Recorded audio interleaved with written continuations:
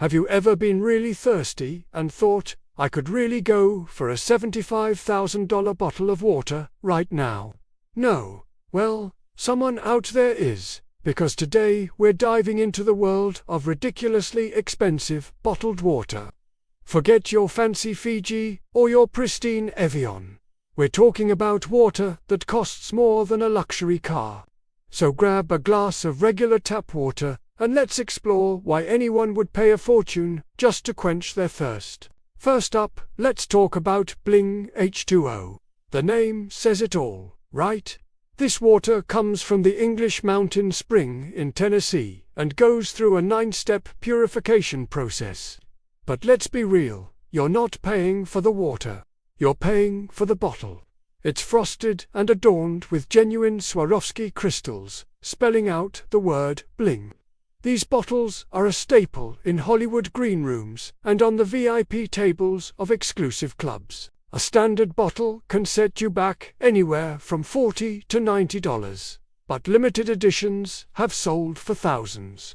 It's less of a drink and more of a status symbol. It's like saying, I have so much money, I can literally turn it into expensive pee.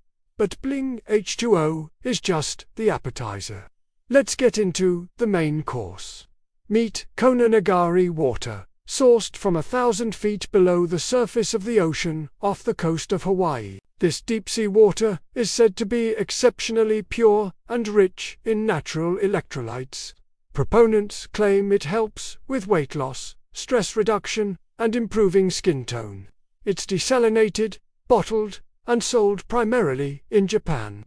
A small bottle can cost you upwards of $400. The idea is that this water is untouched by modern pollutants, a pristine relic from the deep. But is it $400 better than your average spring water? The jury is still out, but the price tag certainly makes a splash. Now, let's move from the deep sea to the far north. Introducing Svalbardi, water harvested from actual icebergs in the Arctic. Yes, you heard that right. A team literally goes out into the fjords around Svalbard, a Norwegian archipelago just a few hundred miles from the North Pole, and collects ice that has been frozen for thousands of years. They say this makes the water incredibly pure, with an almost undetectable mineral content, giving it a super light, crisp taste. Each expedition can only harvest a limited amount, making each bottle extremely rare. A single bottle of Svalbardi will cost you about $100. You're not just drinking water, you're drinking a piece of ancient history, a liquid time capsule from a time before industrial pollution. It's the ultimate cool drink, but what if $100 still isn't exclusive enough for you?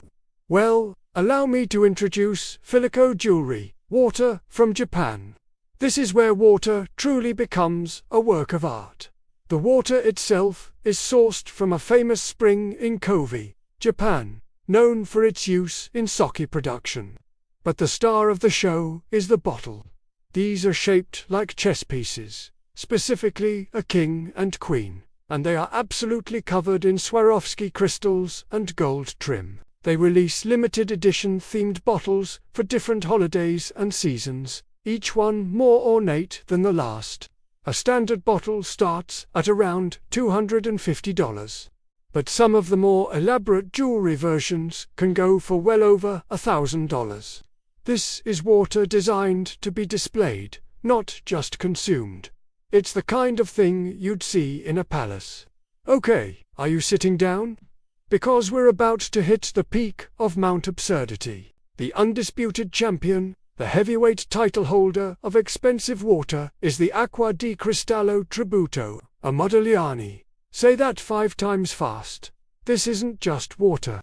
It's an art piece.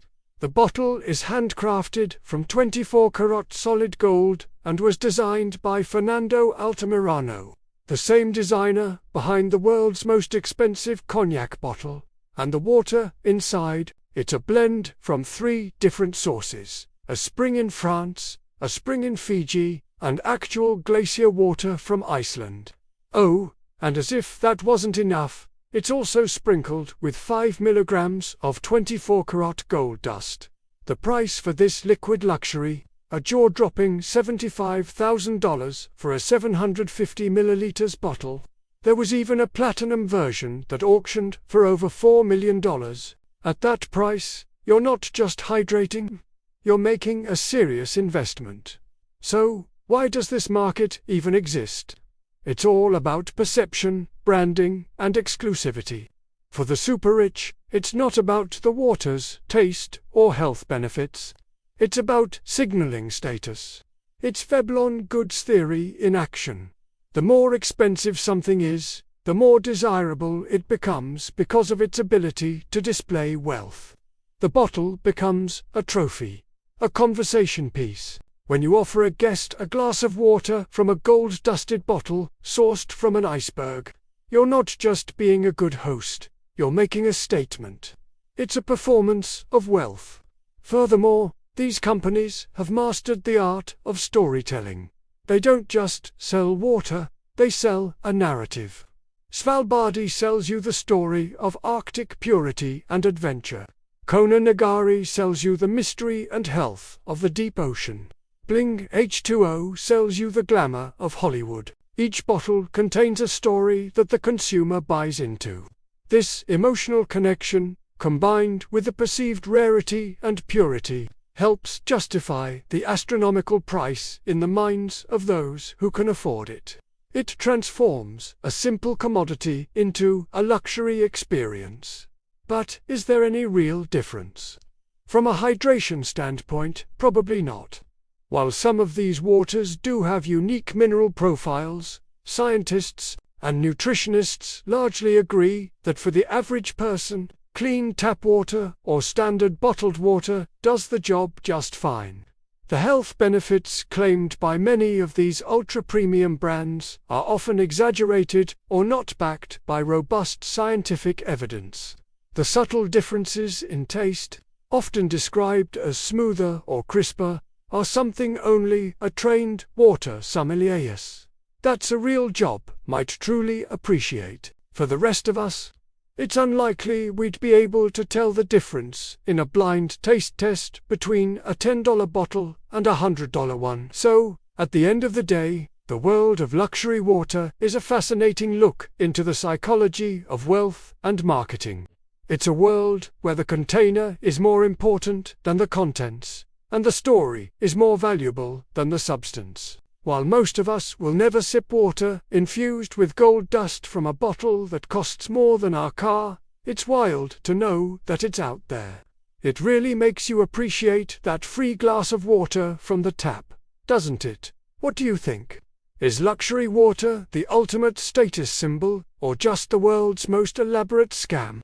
Let me know your thoughts down in the comments. Thanks for watching. And if you enjoyed this dive into liquid luxury, be sure to hit that like button and subscribe for more deep dives into the world's most fascinating and expensive things. See you next time. Don't forget to subscribe.